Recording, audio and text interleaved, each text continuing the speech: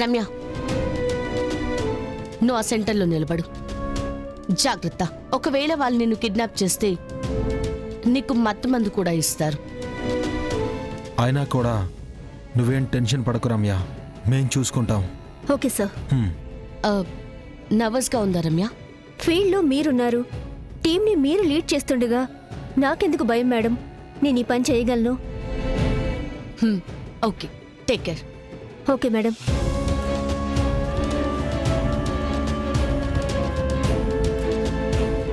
ఇంకో గంటలో మన వాళ్ళు ఇంకొకరిని కూడా తీసుకుని వస్తారు.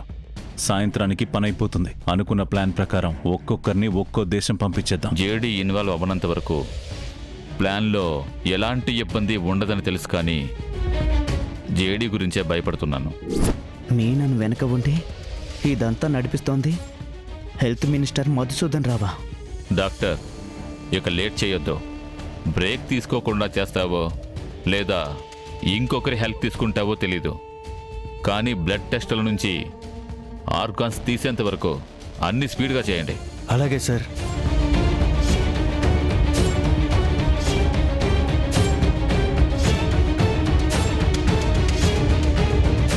ఇదంతా నడిపిస్తోంది మినిస్టరేనని జేడీ మేడంకి తెలియాలి. మేడంకి తెలియాలంటే నేను ఇక్కడి నుంచి తప్పించుకోవాలి.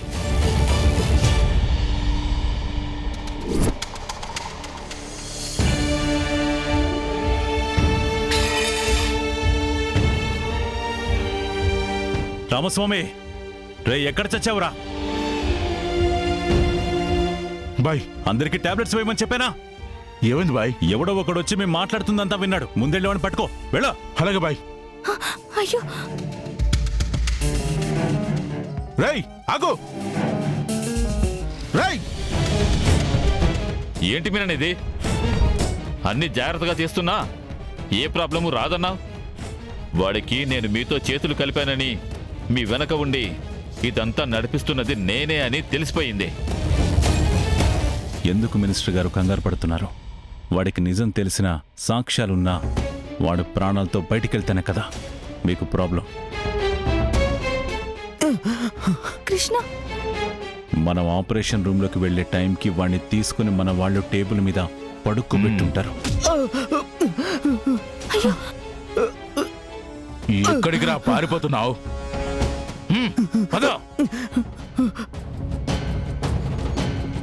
ఆగండి, అతన్ని వదలండి. అతన్ని ఎక్కడికి తీసుకెళ్తున్నారు? అరవకుండా లోపలికి వెళ్ళావు. పదరా. నన్ను వదలండి, వదలండి, వదలండి. డాక్టర్, డాక్టర్, వీడికి అర్జెంట్గా ఇంజెక్షన్ ఇవ్వు. వద్దు, వద్దు.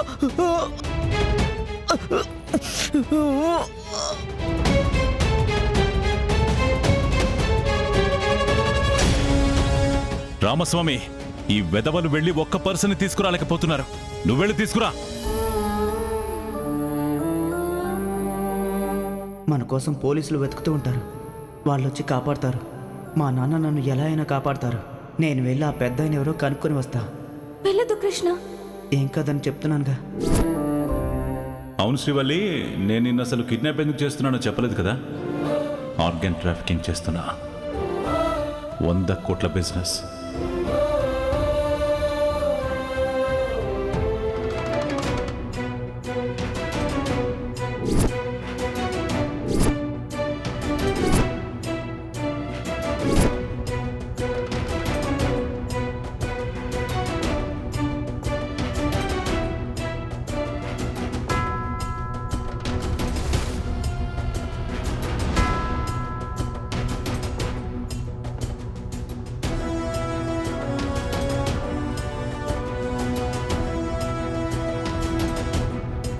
రేయ్, ఇంకొక కిడ్నాప్ చేస్తే మన టార్గెట్ పూర్తవుతుంది.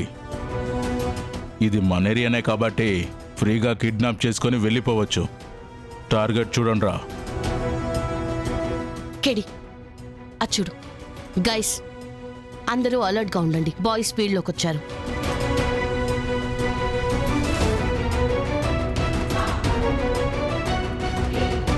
రేయ్, ఆ అమ్మాయిని చూడండి. ఒక్కతే నిలబడి ఉంది. నేను వెళ్తాను.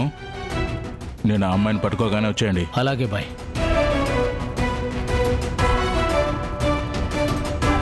రమ్య వాళ్ళు నీ వైపు వస్తున్నారు.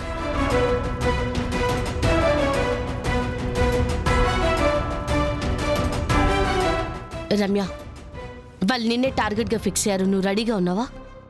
ఉన్నాను మ్యామ్. నువ్వు ధైర్యంగా ఉండు, నీకేం కాదు. నువ్వు పానిక్ అవ్వద్దు. Okay sir.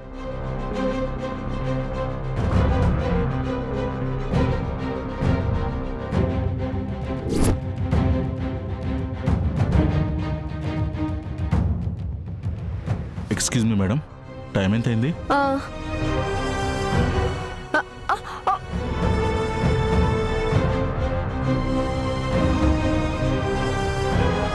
హే పోనీరా,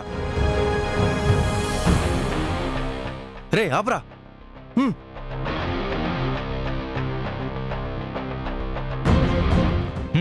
పోనీ.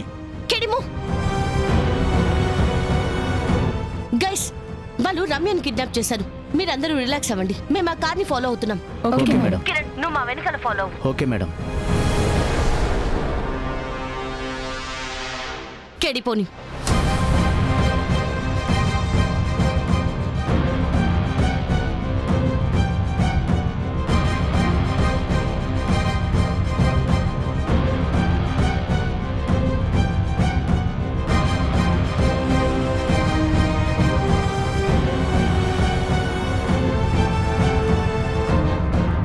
సిటీ అవుట్స్కట్స్ కి తీసుకెళ్తున్నారు కెడి.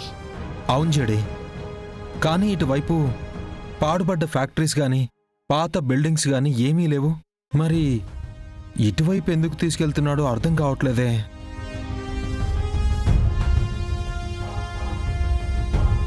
ఫ్యాక్టరీస్, బిల్డింగ్స్, మీనన్కి సంబంధించి ప్రతి ప్లేస్లో మనం వెతుకుతున్నామని ముందే ఆలోచించి వేరే చోటికి మార్చినట్టున్నాడు. ఈ ఏరియాలో చాలా ఫామ్ హౌసెస్ ఉన్నాయి. నా గెస్ కరెక్ట్ అయితే అక్కడే ఏదో గెస్ట్ హౌస్లో మీనన్ ఉన్నాడు.